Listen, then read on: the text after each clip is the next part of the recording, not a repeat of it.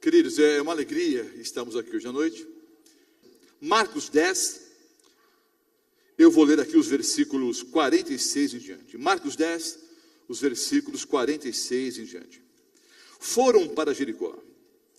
Quando Jesus saía de Jericó, juntamente com os discípulos e numerosa multidão, Bartimeu, cego, mendigo, filho de Timeu, estava sentado à beira do caminho, e ouvindo que era Jesus, o Nazareno, pôs-se a clamar: Jesus, filho de Davi, tem compaixão de mim. E muitos o repreendiam para que se calasse. Mas ele cada vez gritava mais: Filho de Davi, tem misericórdia de mim. Parou Jesus e disse: Chamai-o.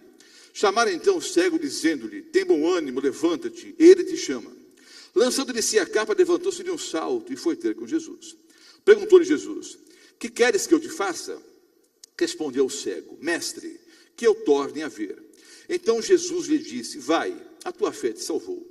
E imediatamente tornou a ver, e seguia a Jesus estrada afora. Notem bem, queridos, o Senhor Jesus ia de Jericó em direção a Jerusalém. Havia ali um tráfego muito grande, porque Jericó e Jerusalém eram duas importantes cidades nos tempos de Cristo. Se você for a Jericó hoje, Jericó praticamente é um ponto turístico para cristãos de várias partes do mundo. Mas nos tempos de Cristo, tanto Jericó quanto Jerusalém eram duas importantes cidades. Então a estrada que unia, não é, essas duas cidades era muito movimentada. Havia um comércio muito grande, havia um turismo religioso, porque as pessoas iam até Jerusalém para adorar. Consequentemente, muitos mendigos ficavam ali assentados à beira do caminho. Porque normalmente os mendigos ficam aonde? Onde há muito movimento ou pouco movimento? Normalmente onde há muito movimento. Quanto maior o movimento, maior a chance de receber uma oferta, um dinheirinho, né, uma esmola. Entre esses cegos, entre esses mendigos, havia um cego chamado Bartimeu. Bartimeu não era cego de nascença. A cura do cego de nascença é uma outra história, um outro milagre. Como é que o senhor sabe, pastor, que ele não era cego de nascença? Pelo próprio contexto. No final, durante a história, ele vai dizer para o Senhor Jesus: Mestre, que eu torne a ver. Se ele disse que eu torne a ver, isso quer dizer que em algum momento da sua vida, ele teve a visão que? Perfeita. Não sei se foi um acidente, se foi uma doença. Em algum momento da sua vida, ele perdeu a visão. O fato é que Bartimeu estava ali sentado à beira do caminho, mendigando. Como os cegos têm uma boa audição, já a uma certa distância, ele percebeu que uma multidão passaria por ali. O Senhor Jesus, com uma grande multidão, ia ali em direção a Jerusalém. De Jericó a Jerusalém são mais ou menos 20 quilômetros, 19 quilômetros e meio. Alguns estudiosos, e não me pergunte, queridos, qual foi o critério que eles utilizaram para chegar a essa conclusão, mas alguns estudiosos afirmam que o Senhor Jesus caminhava em média, ou caminhou em média, ao longo do seu ministério, 20 quilômetros por dia. Aí tomando com base nas viagens, nas festas, mais ou menos 20 quilômetros por dia. Segundo alguns estudiosos, o Senhor Jesus andava a pé, pregando o evangelho. E às vezes é difícil, né, queridos? Para sairmos de casa de automóvel. Esfriou um pouquinho, está garoando, não vou conseguir parar em frente à igreja, vou ter que parar na outra quadra, tenho que andar quase 100 metros a pé para adorar o Senhor. O Senhor Jesus, em seu ministério, caminhou em média 20 quilômetros a pé por dia, sob o sol escaldante.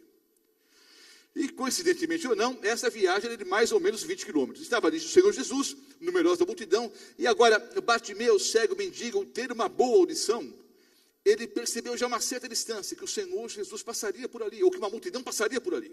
E ele perguntou então para alguém: o que está acontecendo? O texto que nós lemos não menciona o fato, muito menos o nome da pessoa. Mas é claro, queridos, que nós devemos entender, dentro do contexto, que alguém falou a respeito de Jesus para Bartimeu. Alguém testemunhou a respeito de Cristo para Bartimeu. Eu louvo a Deus, queridos, porque há quase 50 anos atrás, uma jovenzinha de 16 anos de idade bateu lá na porta de nossa casa no bairro de Ipiranga, em São Paulo. Ofereceu estudos bíblicos para minha mãe. Minha mãe aceitou os estudos. Recebeu a maior parte deles no mesmo sábado à tarde. Pouco depois ela foi batizada. Eu louvo a Deus, porque Deus enviou uma jovem de 16 anos para levar o evangelho para minha mãe e para minha família. Nós devemos louvar a Deus, queridos, porque alguém falou a respeito do Senhor Jesus para nós.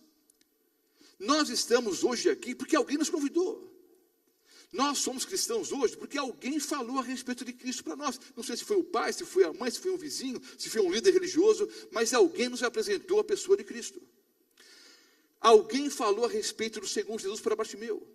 E quando Bartimeu ouviu que o Senhor Jesus passaria por ali, o seu coração se encheu de ânimo, de esperança. Ele entendeu que era a grande oportunidade da sua vida. Ele já tinha ouvido falar dos sermões do Senhor Jesus, dos seus milagres, então agora ele entende que é a grande oportunidade da sua vida. Quando o Senhor passa por ali com numerosa multidão, estavam ali os discípulos e muitas pessoas, Bartimeu começou a clamar em alta voz: Jesus, filho de Davi, tem compaixão de mim, tem misericórdia de mim. Ele clamou tanto, ele gritou tanto, que ele criou ali uma situação vexatória, uma situação constrangedora. Imagine você andando pelas ruas, né, e há um mendigo ali, talvez sujo, maltrapilho, né, e gritando o seu nome. E ele gritou, ele fez um escândalo tão grande, que criou ali uma situação constrangedora, uma situação vexatória. E os discípulos, cheios de boas intenções, foram pedir para que Bartimeu se calasse. Os discípulos, cheios de boas intenções, tentando defender a pessoa de Cristo, de uma situação difícil ali, foram pedir para que Bartimeu se calasse. Há algumas lições importantes aqui. Primeira, queridos, veja que interessante, Bartimeu queria ter um encontro com o Senhor Jesus. E os próprios discípulos estavam tentando atrapalhar. Muitos de nós, adventistas do sétimo dia, gostamos de defender a verdade. E acho que devemos fazer isso mesmo. Mas relembre uma frase que eu disse ao longo do seminário. A verdade não precisa ser defendida. Ou, raramente, ela precisa ser defendida. A verdade tem que ser vivida. E é um fato triste, queridos. Você e eu, note que estou colocando Roberto Mota no mesmo pacote. Nós somos muito bons em defendermos a verdade. Dizemos, mais de 2.500 versículos bíblicos falam sobre a volta do Senhor Jesus. Isso é verdade. Mais de 1.600 versículos bíblicos podem ser utilizados para provar que a alma é mortal. Não há um texto na Bíblia que diga que a alma é imortal. A ideia da imortalidade da alma é paganismo grego. Não é nenhuma base bíblica. Ensinamos isso aqui ao longo do seminário. Mais de 400 versículos bíblicos mandam guardar a lei o sábado, a palavra domingo nem na Bíblia aparece. Então nós somos muito bons em defendermos a verdade. Mas nós somos medíocres, você e eu. Nós somos medíocres em vivermos aquilo que nós pregamos. E há alguns estudos bíblicos que são difíceis de apresentar, queridos. Sabe por quê? Porque a gente começa a pregar, começa a mostrar o assínios do Senhor, só que as visitas olham para o lado e pensam, mas espera um pouco, essa pessoa é adventista. Como é que o pastor está pregando tal coisa ali e essa pessoa do lado está desse jeito aqui? Nós somos muito bons em pregarmos, mas nós somos medíocres em vivermos a verdade que nós pregamos. Então aprenda uma coisa, queridos, vamos viver mais de pregar? Menos. Vamos colocar o cristianismo, o verdadeiro cristianismo em prática. Vamos viver mais e pregar menos. E aí, a outra lição é a seguinte, os discípulos, eles eram preconceituosos. Estava ali Bartimeu, cego, mendigo, sujo, maltrapilho. E os discípulos eram preconceituosos. E queridos, infelizmente, um dos mais terríveis pecados é esse, o preconceito. O que é preconceito? O próprio nome diz, preconceito, é uma ideia preconcebida. Você olha para a pessoa e pensa, aquela pessoa é desse jeito. Como se houvesse uma prateleira em nossa mente. E na prateleira vários vasos assim, não é? E cada vaso, cada copo ali, ou cada garrafa, sei lá o quê, com título, né? Negro, branco, amarelo, vermelho, alto, baixo, culto, inculto, tá? Vários rótulos. Aí você bate o olho na pessoa e pensa, essa pessoa é desse jeito. Você não tem a mínima ideia de quem é a pessoa, não é? Mas você bate o olho e já pensa, essa pessoa é assim, é pré-conceito. A maioria das pessoas sofre desse terrível problema, né? Preconceito. Talvez o pior preconceito, querido, seja o racial. Você julgar a pessoa pela cor da pele. Todos nós temos preconceitos, infelizmente, queridos. Pastor, o senhor tem algum? Eu tenho. Eu não suporto pessoas que, quando você fala, isso aqui é um óculos. A pessoa, não, isso aqui é um espelho. Isso aqui é a Bíblia. Não, isso daqui é um gibi. Há pessoas assim ou não? Você mostra, claramente, é assim. Não, não é assim não. Eu tenho dificuldade de aceitar essas pessoas. Então deve ser um preconceito, né? Porque... Bom, o fato é o seguinte, queridos. Eu, durante o seminário, mencionando esse fato, eu disse o seguinte. Perguntei, vamos ver quem lembra. Muitos vieram todas as noites. Alguns vêm pela primeira vez hoje. Mas o fato é o seguinte. Eu perguntei, e muitos vão se lembrar. É mais fácil ir para o céu ou não ir? Hein? Ir ou não ir? É mais fácil ir. Não, pastor, não é não. Eu expliquei aqui. Não, pastor, aí o senhor está contradizendo o que o Senhor Jesus disse. O Senhor Jesus disse que o caminho para o céu é o quê? Estreito. Para a vida eterna é estreito. Para a perdição é largo. Mas eu ensinei aqui. Lembram-se? Eu disse o seguinte. O caminho para o céu é estreito. Não é porque é mais difícil, não. É porque a maioria não está afim de ir para lá. Então, para não gastarem muito em pavimentação, fizeram a estrada mais estreitinha mesmo, porque a maioria não está afim de ir. Então, mão única já é suficiente. Aliás, o próprio Senhor Jesus disse, eu sou o caminho, a verdade e a vida. Então, é a mão única mesmo, não é? Agora, para a perdição é mais largo, deve ter umas 16 pistas, pelo menos. Porque a maioria está afim de ir para lá. Então, foi necessário construir uma estrada muito mais larga. Não é porque é mais fácil se perder. É muito mais fácil ir para o céu. Eu vou explicar o que eu já expliquei aqui. Nesse contexto agora. A cor da sua pele pesa lá no mundão? Sim ou não? Sim ou não? Os meus irmãos negros e pardos que estão aqui, me digam. A cor da sua pele pesa ou não pesa? Sim ou não? Meu automóvel quebrou. E eu chamei o socorro e, coincidentemente, ou por Deus, um mecânico adventista estava muito próximo, morava muito próximo do local onde o meu carro havia quebrado. Deixei o automóvel ali com o mecânico e fui para o ponto de ônibus. Esse meu irmão adventista disse, pastor, eu vou levar o senhor até a sua casa, não se preocupe não, já está tarde, eu vou até o ponto de ônibus ali. Não, vamos chamar um táxi, não se preocupe, eu vou de ônibus. Fui até o ponto de ônibus. Junto comigo no ponto de ônibus, meia dúzia de jovens negros, afrodescendentes. Eu estou ali tranquilo no ponto de ônibus, chegou a polícia. Mão para a cabeça. Documentos. Os rapazes deram documentos. Cada um pegou sua carteira, deu os documentos ali. A hora que eu peguei a minha carteira e fui dar os documentos, o sargento disse, não precisa não. O senhor não. Disse, eu não porque eu sou branco. Aí arrumei uma das maiores confusões da minha vida. Eu por quê? Eu não por quê? Porque eu sou branco. Aí o sargento ficou furioso, e acho que com razão, né? Aí, em meio à discussão ali, eu estava de terno e gravata, né? E no Brasil é interessante, ele coloca terno e gravata e vira doutor, né? O brasileiro é esquisito. Aí eu de terno e gravata no ponto de ônibus, a discussão com os guardas ali, nós vamos prender. Eu falei, vocês não vão me prender. Vocês têm ideia com quem vocês estão falando? Eu só estou no ponto de ônibus aqui, porque meu carro quebrou, meu carro está ali, ó. É por isso que eu estou aqui. Vocês têm ideia de quem eu sou? Ah, não, desculpa, senhor, tá, e foram embora. E deixaram os nossos amigos ali também. E eu não menti, né? Porque uma autora chamada Ellen White diz que a maior autoridade na face da terra é o pastor adventista. Eu não menti para os guardas. Você tem ideia com quem o senhor está falando? Aí acabou. Mas, queridos, infelizmente é assim. As pessoas são julgadas pela cor da pele. Agora, para o Senhor Jesus, a cor da sua pele importa? Sim ou não? Se você é branco, negro, amarelo ou vermelho, não interessa. A sua aparência pessoal pesa no mundão? Sim ou não? Sim ou não? Isso é tão relativo, não é? Tem até aquele velho ditado, quem ama o feio, bonito lhe parece, né? Bonito lhe parece. Mas as academias são lotadas. Não de pessoas que querem saúde física. Algumas poucas sim.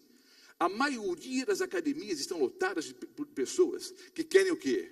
Um corpo. Para agradar o quê? As exigências do mundão. Porque a sua aparência pesa lá fora.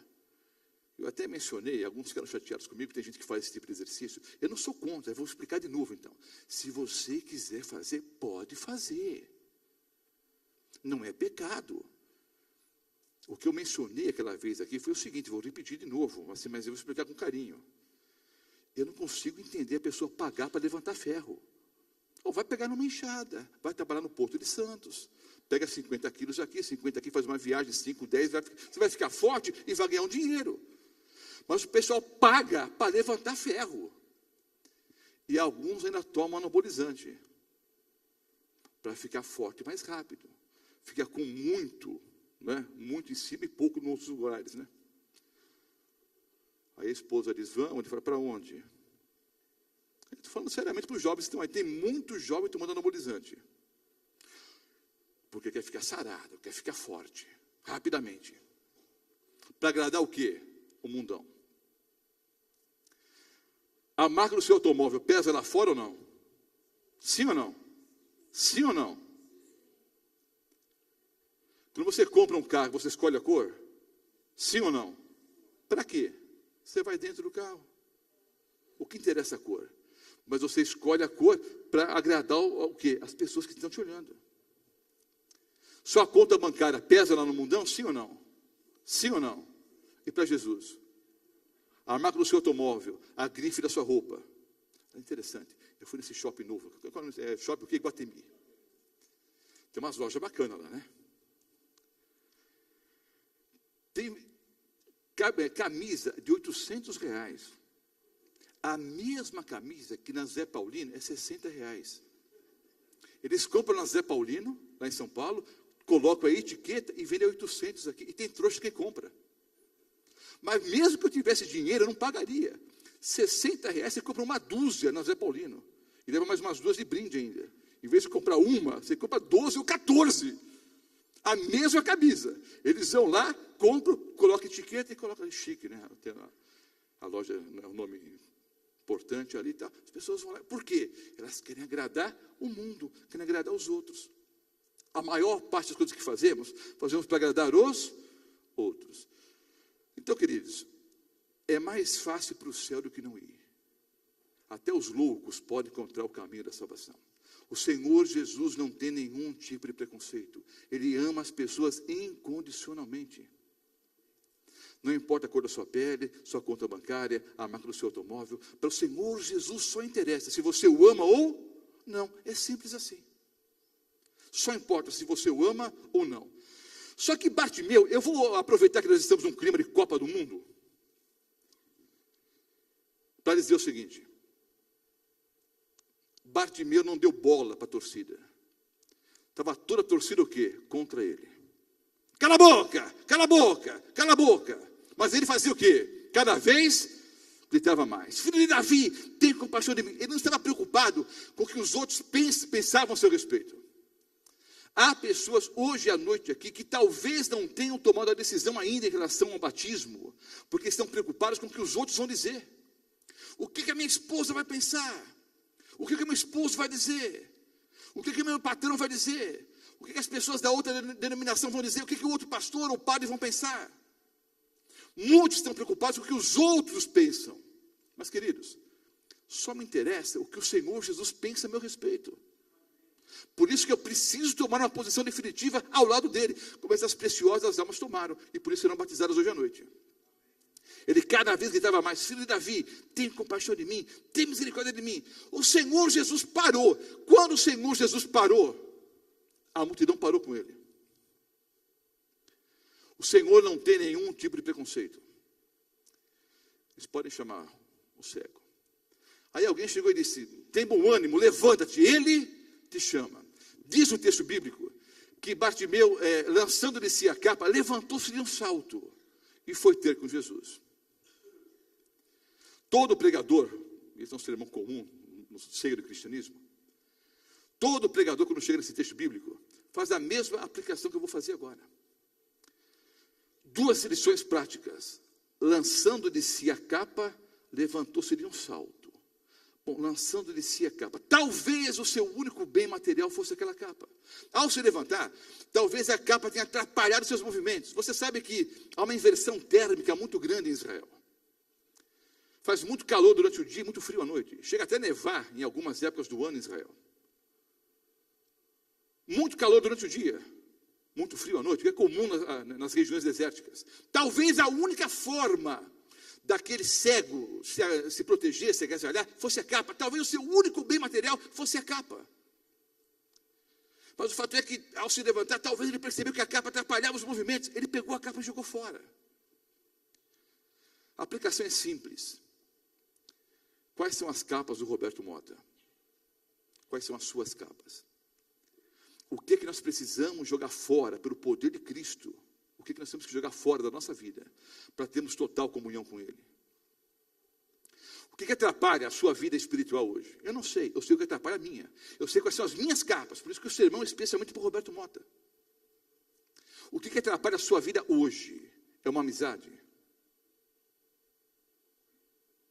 É um relacionamento?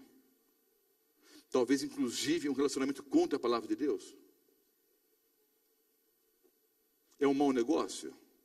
É um vício? Não sei. É o álcool? É o cigarro? É a pornografia? Não sei. Pastor, não fale em pornografia não, a gente fica até assustado. Faz muito tempo que eu não prego sobre esse assunto e não vou pregar agora. Mas o povo que mais consome pornografia na face da terra é o brasileiro. Não há um povo que acesse mais sites pornográficos do que os brasileiros. E muitos pais colocaram a pornografia na mão dos filhos, com o smartphone, né? O filho não precisa nem a banca de jornais procurar alguma coisa. Você já deu pornografia na mão dele. Já deu o smartphone. Em segundos, ele entra em qualquer site pornográfico. E para cada site sobre Jesus, tem 3 sites pornográficos, né? E o brasileiro é o povo que mais acessa pornografia na internet em todo o planeta. E é um vício terrível. É a pornografia? É o cigarro? É a maconha? É a mentira? Não sei. É o amor ao dinheiro? É o egoísmo? É o egocentrismo? Não sei. Quais são as suas capas? Eu sei quais são as minhas. O que nós temos que jogar fora pelo poder de Cristo para termos total comunhão com Ele? O outro ponto importante é o seguinte: ele tinha pressa.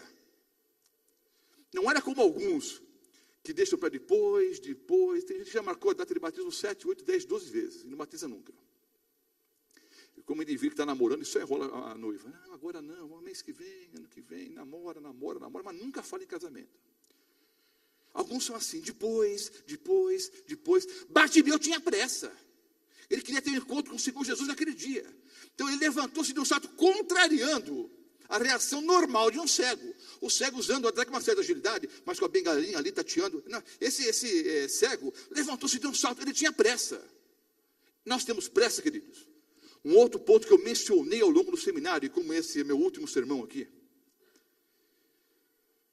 eu quero relembrar um outro ponto que eu expliquei aqui, para você pensar de novo.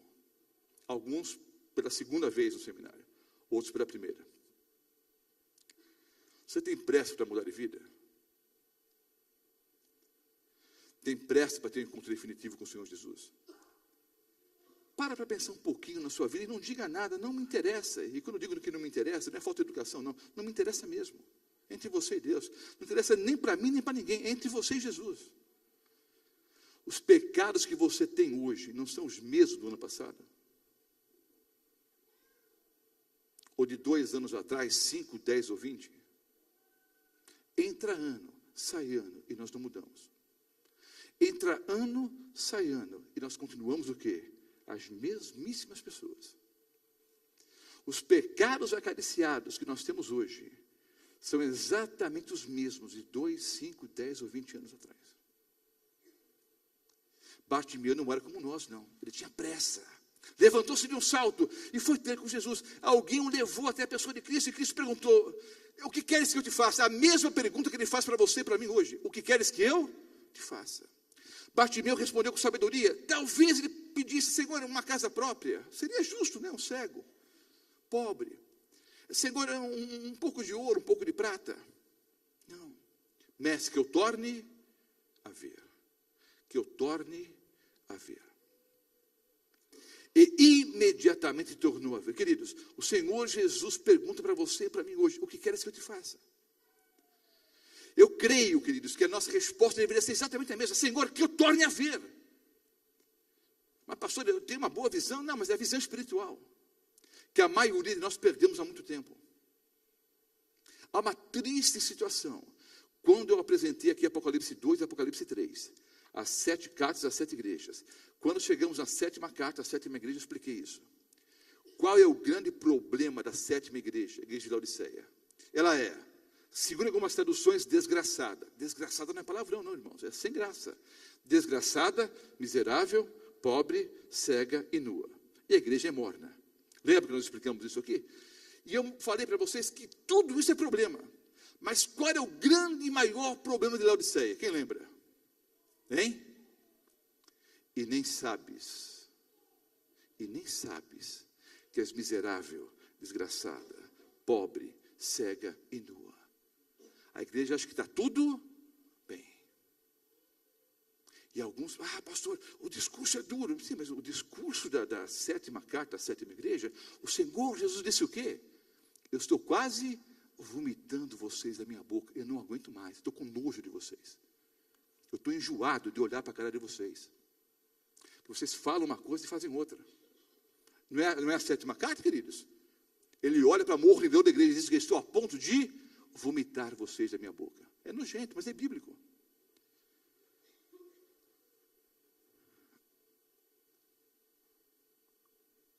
Qual é a sua posição hoje, queridos? Você está enxergando, pensa a vida espiritual? Às vezes as pessoas procuram, pastor, muitas pessoas me procuraram ao longo desse seminário. Isso é comum. E alguns no próprio pedido colocaram algumas coisas aqui.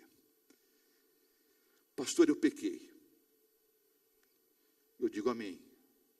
Como é que é, pastor? Não é pelo pecado, não. É porque a pessoa está reconhecendo que pecou. O maior cego qual é mesmo, irmãos? Ou o pior cego? O que não quer ver, o que não quer enxergar. E é triste, queridos. Entra ano, sai ano, e nós não mudamos. Então nós deveríamos dizer, Senhor, que eu torne a enxergar, que eu torne a ver. Eu quero entender qual é a minha verdadeira situação espiritual. E essa frase eu ouço desde que eu tinha 3 ou 4 anos de idade. Você já viu várias vezes. E não é paranoia, e não é pressão de pregador, não é pressão de evangelista. Se Cristo voltasse hoje, se Cristo voltasse agora, qual seria o seu destino? Vida eterna ou morte eterna? Se ele voltasse agora. Se você morrer hoje à noite, qual é o seu destino? Vida eterna ou morte eterna?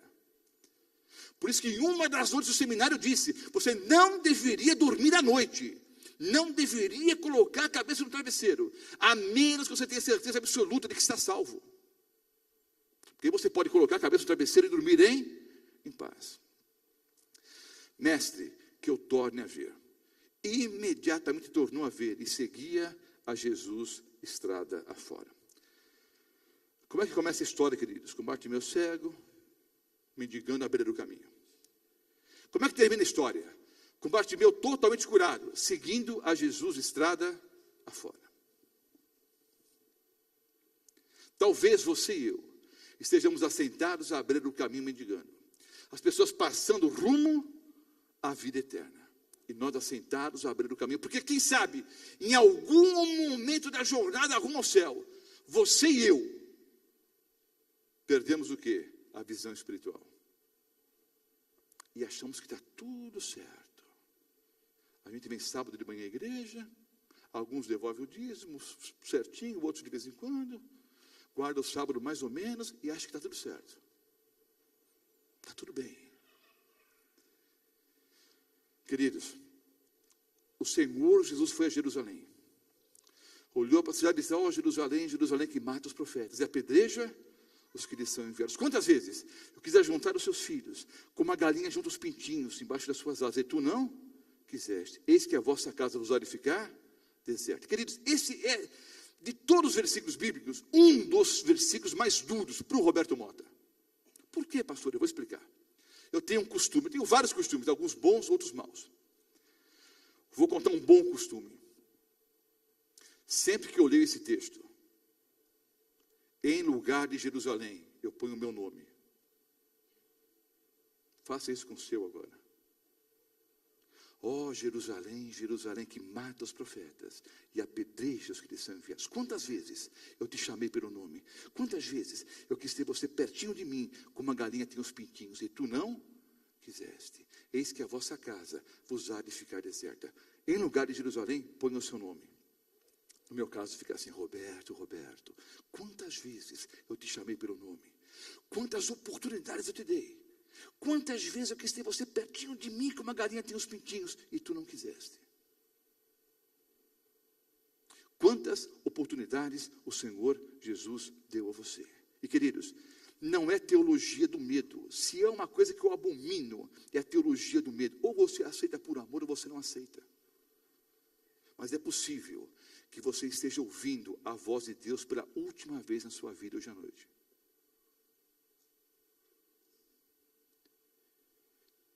Eu nem sei que oração, estou sem relógio. Alguém pode me dizer, que oração, pastor? Hein? 15 para as 9. O Senhor Jesus está passando agora pela estrada da sua vida. Vai passar às 9? Não sei. Vai passar às 9:30? Não sei. Passa às 10? Não sei. Vai passar hoje? Não sei. Eu posso afirmar em nome do Senhor Jesus que agora está passando. Se vai passar daqui 1 hora de novo, não sei. Vai passar amanhã? Não sei. Não sei se eu vou estar vivo amanhã. O pastor está mais cansado do que eu, porque ele foi dirigindo e voltou dirigindo. Vou pegar meu automóvel agora, vou ali para minha casa, vou chegar, não sei. Se Bartimeu tivesse deixado para depois, seria tarde demais. Porque o Senhor Jesus chorou sobre Jerusalém. Entrou na cidade, expulsou os vendedores do templo, fez seus últimos sermões, participou da ceia com os discípulos, foi para o horto, orar por ele próprio, pelos discípulos e por cada um de nós. Foi traído, preso, julgado, torturado e crucificado. O Senhor Jesus nunca mais passou por aquela estrada. Foi a última vez. Se Bartimeu tivesse deixado para depois, não, há tantas pessoas aqui, agora os próprios discípulos não querem que eu tenha encontro com Jesus. Olha, amanhã, todo mundo que vai a Jerusalém um dia volta, o Senhor Jesus mesmo já passou várias vezes por aqui, outro dia eu falo com ele. Se tivesse deixado para depois, seria tarde demais. Hoje é o dia da sua salvação. Amanhã poderá ser tarde demais.